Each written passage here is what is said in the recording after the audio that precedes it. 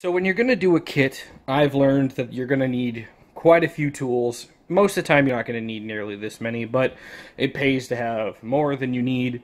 That way you don't run across something that stumps you because you can't do what you need to do.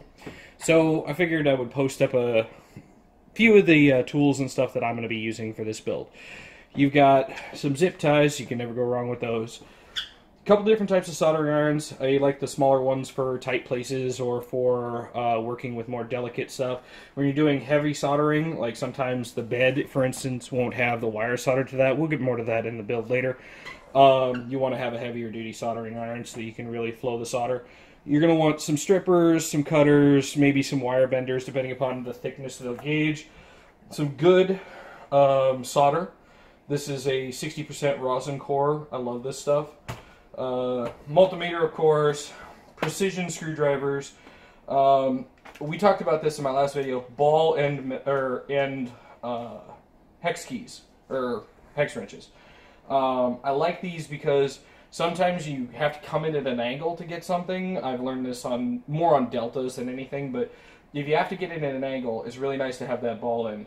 Notebook so that you can take obvious notes and whatnot, anything that may have stumped you, or so that you can look and see that you've checked off something is good to have. And of course, you're going to want some Loctite. Always Loctite anything that you're doing when it comes to building something like a home printer or anything like that, anytime, because vibration will loosen those screws in a heartbeat. Alright, so we'll get to the build here in a little bit. I just thought I'd update you guys and show you a little bit of the tools that you'll need to put a kit like this together. Alright. Okay, so we've got the build sheet there. Everything's set up, so I'm going to start unboxing everything. We don't always have everything organized as far as like nuts and bolts are concerned, especially if you buy a kit overseas or for different reasons. Maybe they're trying to save costs so that they can give more to the customer. So it's a good idea to pick one of these up as well. I forgot to mention that in the last video. That way you can organize your your nuts and bolts in different all small bits and pieces. So my heated bed did not come pre-soldered, so I'll be making sure to make a video on how to solder up your bed. If you have any issues with yours, I'll make sure that there's a build video for that. Usually, though, it's my understanding that they send a heated bed that is pre-soldered because some people have issues soldering that. I'll show you some tips and tricks on how to take care of that. I'm just going to move stuff out of the way as we go. The next thing, we've got this ACM acrylic frame. So they've changed up, it's my understanding that they changed up how they do the mounting pieces and everything. It's no longer melamine, I think it was.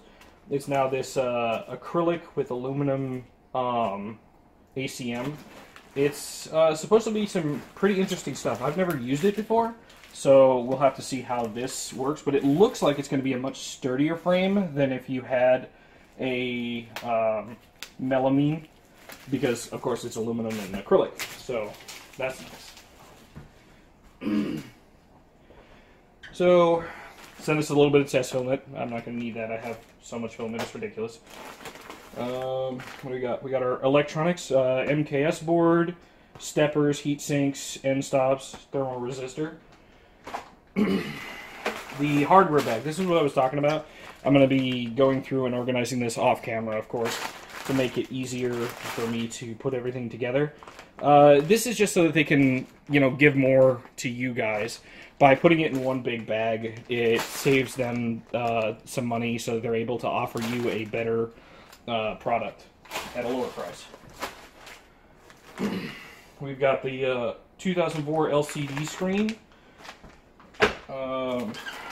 Big old bag of wires. This looks like a fun little wiring loom. It's my understanding that most of the wires have actually now been cut to length and everything before they had a big old just bunch of wire in there for you to cut and work with. We'll see how that works out. We've got the miscellaneous bag. This has got looks like some wire chain, USB, Comes with a set of analog calipers, which is really cool for you guys. If you don't have a set of digital calipers, this will be really helpful for you guys to organize the nuts and bolts. Also, make sure that you're using the right pieces in the right spots and whatnot.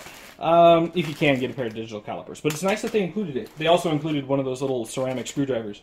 If you don't have one, it's in here. It's for adjusting the stepper motors and stuff like that so that you don't accidentally arc on the stepper motors or something like that and short out the machine. Really nice on their part.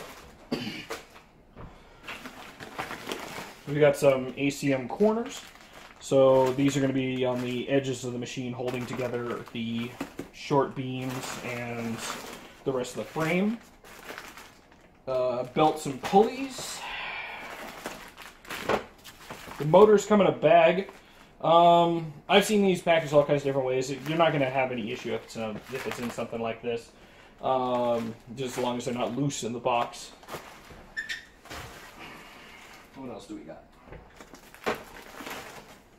So this looks like some more ACM parts. It'll all get unpackaged and I'll take pictures and stuff and post them up. I'm not going to cut everything open on this video.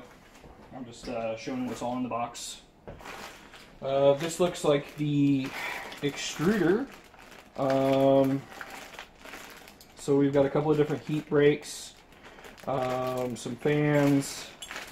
So this isn't the extruder. Well, yeah, this is the extruder as well.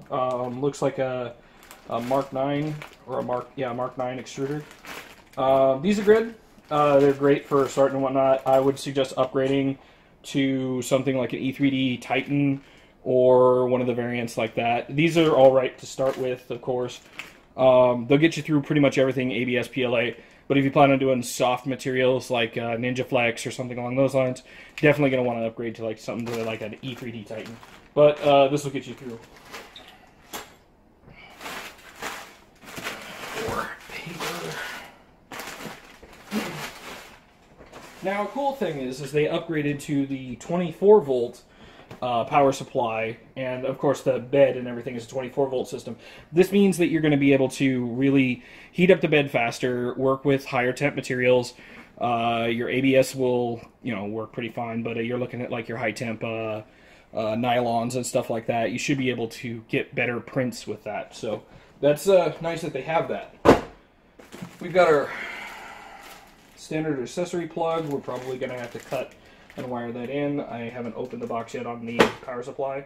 And then we've got our rails, some, looks like some chrome rod, lead screws, all of the 2020, and the longer beams and whatnot.